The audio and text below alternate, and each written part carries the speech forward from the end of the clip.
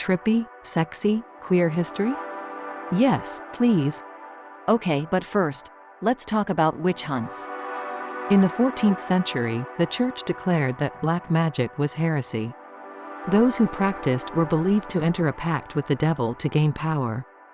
By the late 15th century, people began linking black magic with witchcraft. Prior to this, witchcraft wasn't a crime, and was viewed as something country folk did.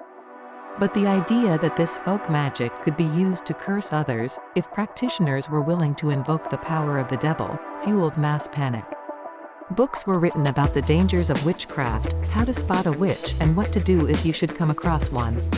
Approximately 80,000 people would die during those 300 years, with the convicted being overwhelmingly women.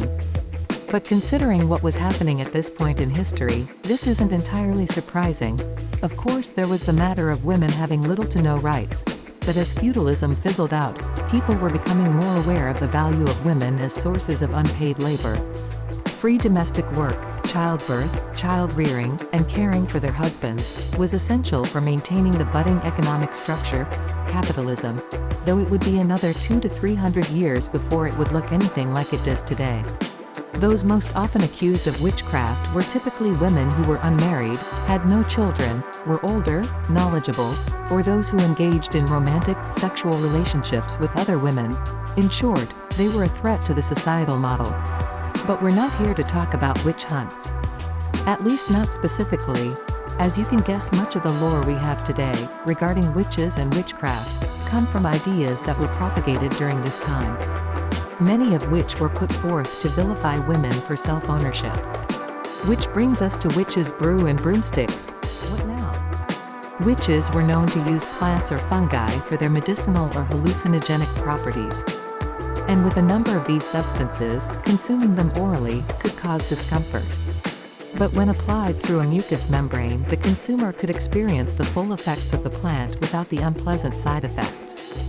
And where would one find a mucous membrane? How about the vagina? Enter the broomstick, pun intended. In Wiccan tradition, the broom is significant for many reasons. One of which is the representation of the feminine, bristles, and masculine, staff.